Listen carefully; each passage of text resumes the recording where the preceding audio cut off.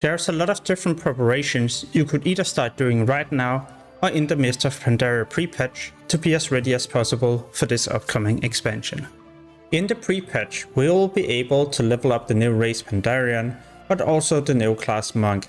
And as a monk, you'll be using leather gear, which is why I'm farming a bit of gold so I can purchase the heirloom items from the guild vendor.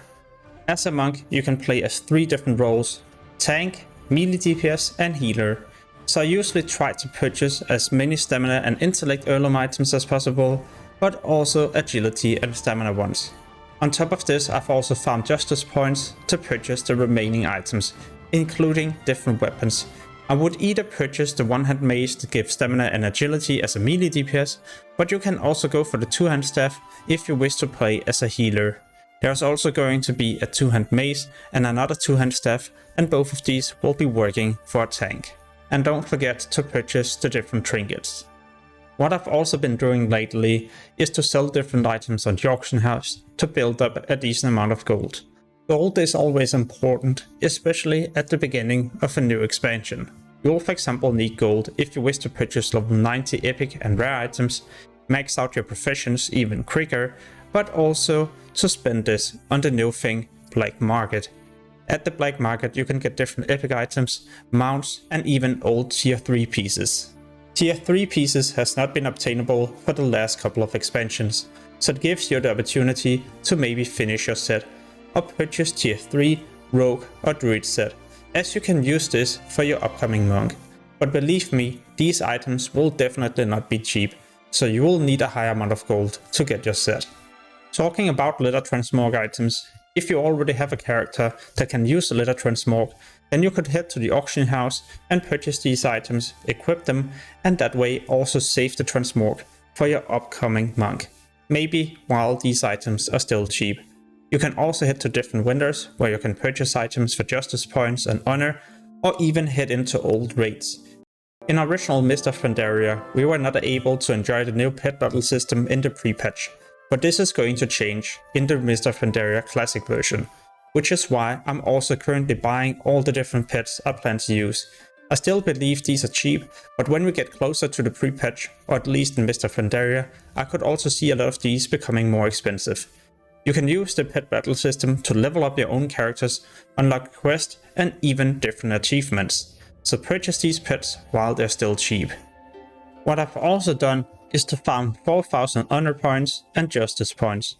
This you can keep for Mist of Pandaria or for the pre-patch and then farm more in the pre-patch, because by then you will be able to spend your honor points on old items that used to cost conquest points, because you won't be able to obtain conquest points until the next expansion, which is why all these items will now be purchasable for honor points. This is also the same case with valor points, as these has been converted into justice points, so you can use it at the quartermaster and purchase decent items that will help you level up a bit quicker from 85 to 86. The moment you have got everything you need, you can then start farming honor and justice points again and keep 4000 for the upcoming expansion, as you can use this at level 90 to instantly purchase some rare items. I would also highly recommend you to max out your different professions so you're ready to level these up when we get into the next expansion, as you will be able to craft amazing level 90 epic and rare items by then. Remember to also max out your secondary professions such as cooking, fishing and first aid. Now is also the perfect time to level up your characters to 85, so you're ready to continue leveling these. You can use these as profession characters or even as a new main if there's going to be a phase where you don't feel like your current main is going to be powerful or fun to play. At some point we'll most likely also be able to sign up for the upcoming beta. If you get access, you should definitely try it out to practice your leveling route or simply to find as many bugs as possible and report these. I always do this myself to get as much of a polished version of the game as possible.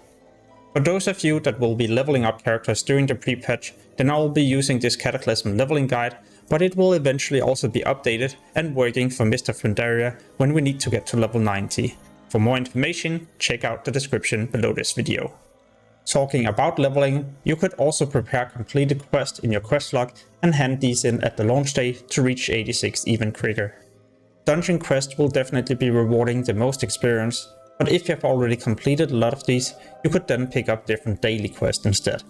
For that matter of fact, also the weekly quests from Wintergrasp, when I tested these under beta, they were rewarding me the most amount of experience. This is of course still something that could be changed. If not, well then this is going to be a quick way to also reach 86 a lot faster. And when you combine something like this together with insane gear, then what you do next is just to head into Cataclysm dungeons and solo these on your own, as it will be such an efficient way to level up. And by combining these two things together, you should be able to reach level 86 in less than an hour. Try to also get different items that will teleport you to different locations, such as this item that will teleport you to Dalaran, but also the cloak from the Guild Winter that teleports you to one of the main cities. This will be important so you can change your Hearthstone to one of the new locations in Mist of Pandaria, but still quickly go back to one of the main cities to browse the auction house or something else. For those of you with leftover time and who managed to make a monk and get it to level 85, well then you could start gearing this up, for example in Dragon Soul Heroic, where you can obtain 410 items. These are equal to the rare creatures in Mist of Pandaria at level 85, but you'll most likely start replacing this gear the moment you reach level 86 or 87. So it will of course be time consuming to prepare the gear, and you will replace it before you reach level 90, but then again it will help your leveling speed, which is why it could also be nice to for example get the legendary daggers as a rogue. What I've also started doing myself is to prepare different items that will increase my leveling speed in the pre-patch, for example for my upcoming monk. Especially level 78 rare items from Cataclysm that will be a lot better compared to what you will equip when you are in Wrath of the Lich King content. Especially the weapons are absolutely insane, and you can solo dungeons starting at around level 78 up to around level 81, and it takes next to no time to do these levels. As you can see right here, I'm just blasting through everything. This also brings me back to professions, as you can buy all the materials you'll need to speed level your professions on this upcoming race or class. Remember, gold will also be needed when you need to train the different mount skills, especially epic flying will be more expensive, and it will be useful when you get to level 90, so you can farm new materials and do different daily quests and other things a bit quicker. What else could you be doing? Well, you could max out all the different factions from Cataclysm. When we get into Mist of Pandaria, you probably don't want to spend the time and go back to dungeons and back to the content from Cataclysm and farm these factions and the reputation. So this is something you could just be doing if you have some spare time. If you still have some leftover time, then I would highly recommend you to subscribe and hit the notification bell. This will notify you the next time I post a video.